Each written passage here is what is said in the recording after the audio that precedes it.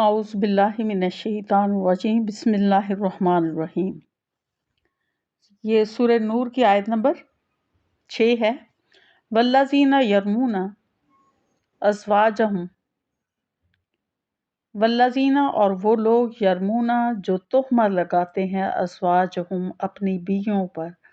ولم یکن اور نہ ہوں لہم ان کے پاس شہداء گواہ، الا انفسہم سوائے ان کی اپنی جانوں کے، فشہادت احدہم تو پس گواہی دے ان میں سے ایک، اربع شہادتن 4 گواہیاں، باللہ اللہ کی قسم اٹھا کر،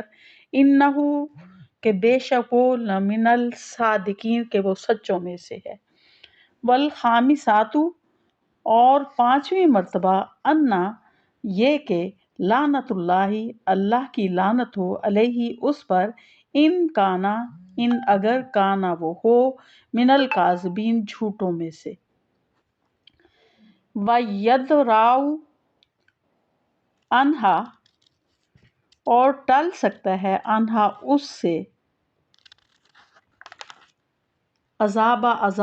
ان تشہدا کہ اگر وہ گواہی دے، اربع شہادتن 4 گواہیاں،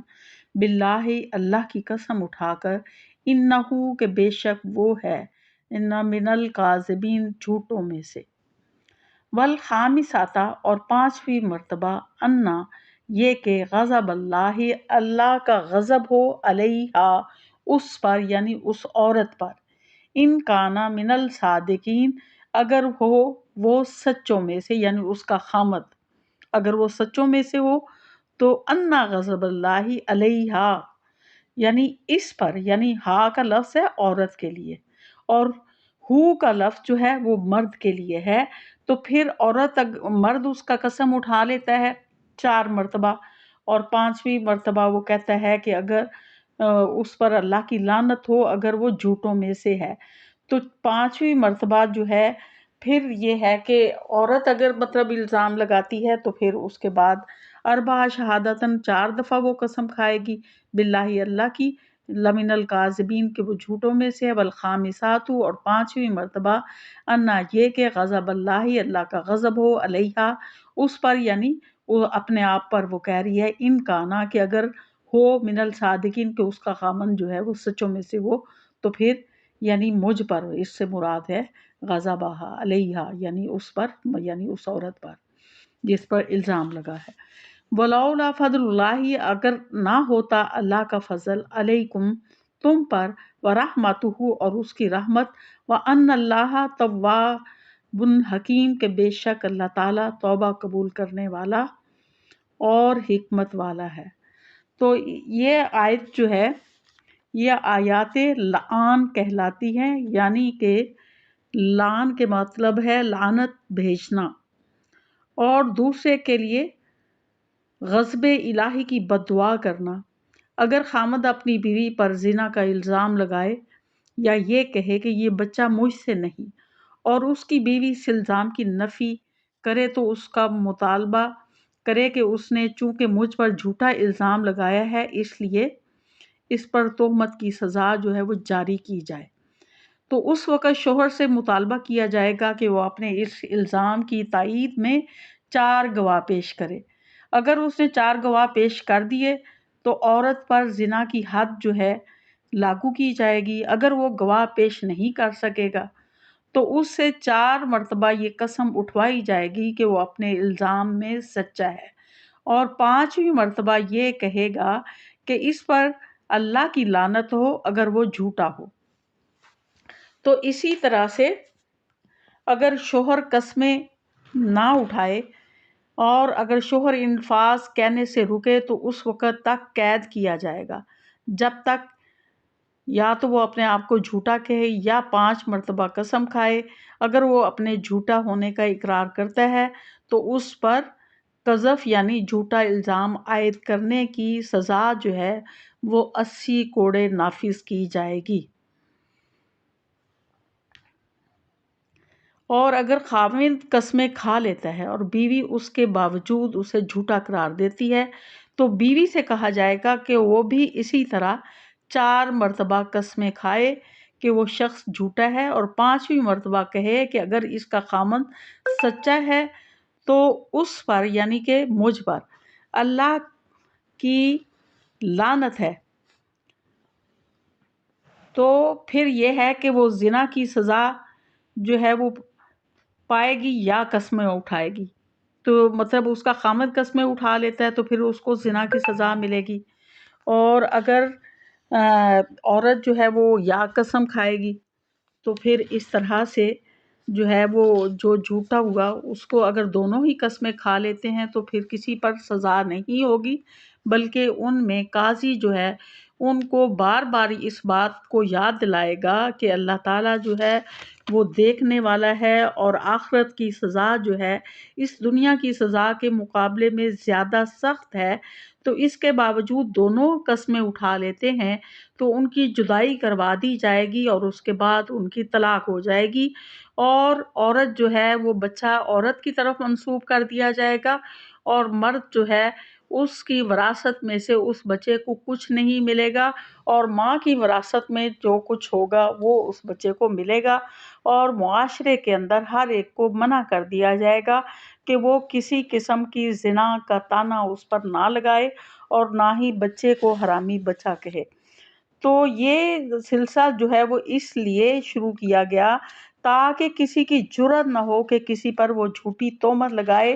اسلام جو ہے وہ معاشرے کو پاک صاف رکھنا چاہتا ہے، تو اس لیے قذف کی سزا جو ہے وہ مقرر کی گئی ہے کہ اس طرح سے لوگ مشغلے کے طور پر آپس میں بیٹھ کر باتیں نہ کریں۔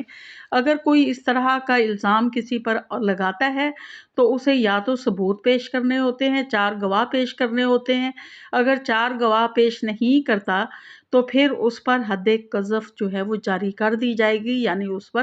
80 کوڑے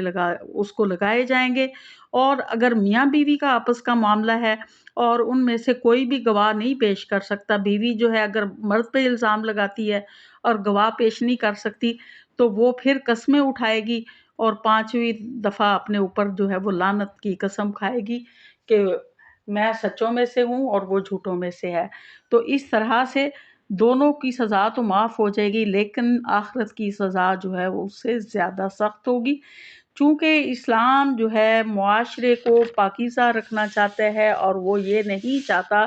کہ لوگوں کا جو ہے وہ ٹاپک اس طرح کا ہونا چاہیے کہ وہ فحاشی کی باتیں کریں یا معاشرے کے اندر فحاشی کو پھیلائیں۔ تو اس لیے اس چیز کی روک تھام کے لیے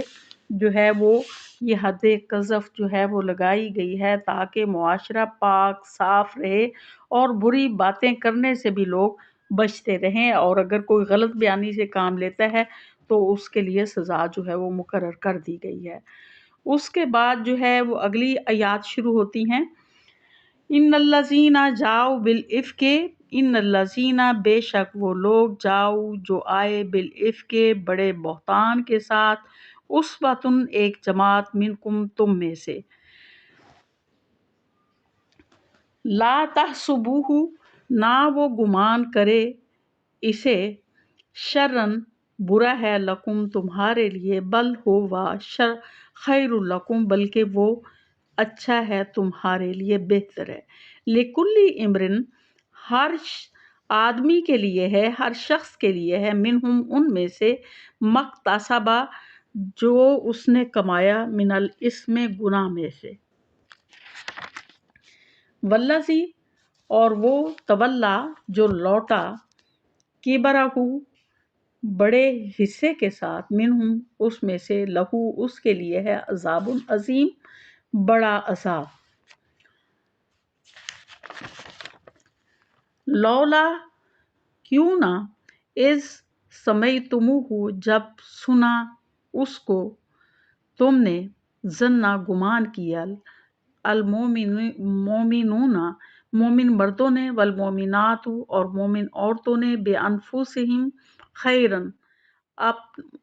اپنوں کے بارے میں اچھا، وقالو اور کہا انہوں نے، ھذا یہ ہے، افک مبین کھلا بہتان، لولا جاؤ کیوں نہ وہ لائے، علیہ اس پر، باربعۃ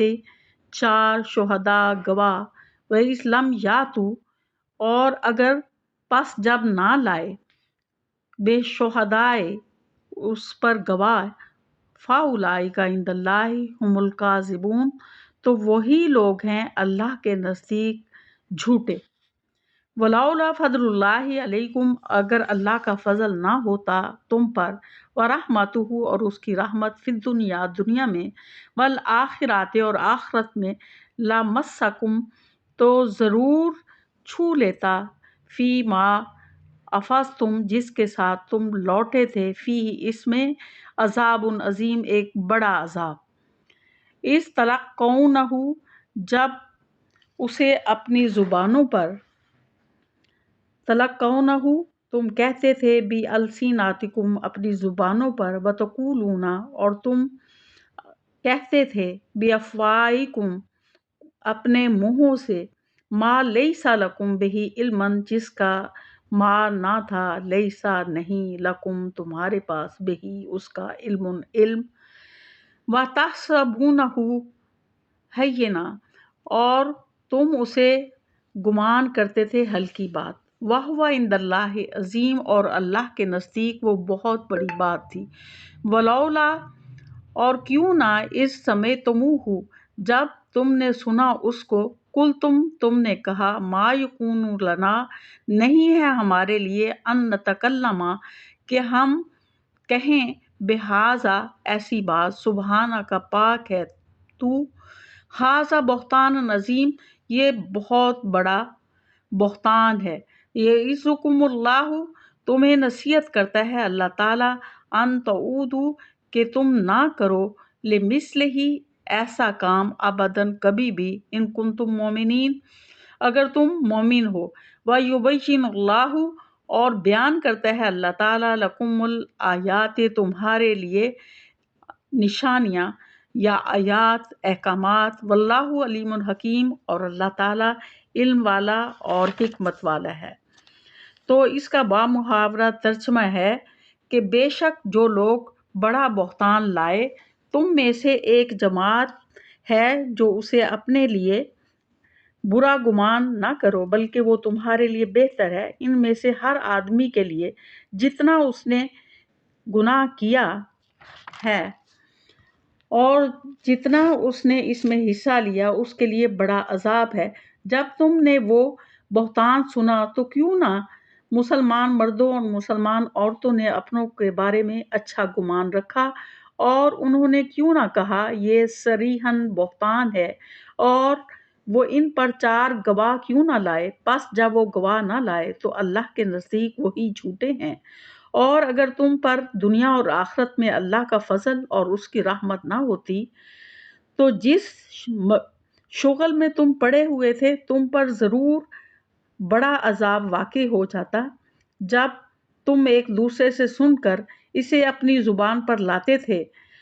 اور تم اسے ہلکی بات گمان کرتے تھے، حالانکہ وہ اللہ کے نزدیک بہت بڑی بات ہے۔ جب تم نے اسے سنا، کیوں نہ کہہ دیا کہ زیب نہیں دیتا کہ ہم ایسی بات کہیں، اے اللہ تو پاک ہے، یہ بڑا بہتان ہے، اللہ تمہیں نصیحت کرتا ہے، پھر کبھی ایسا کام نہ کرنا اگر تم ایمان والے ہو، اور اللہ تمہارے لیے احکام صاف صاف بیان کرتا ہے، اور اللہ بڑا جاننے والا اور حکمت والا ہے۔ اس کا ٹاپک جو بنتا ہے واقعہ عفق، اس کی وضاحت جو ہے وہ بعد میں کی جائے گی، کیونکہ ویڈیو زیادہ لمبی ہو جائے گی، اور آپ سے گزارش ہے کہ اس کو آپ سبسکرائب ضرور کیجئے۔ وآخر دعوانا الحمدللہ رب العالمین۔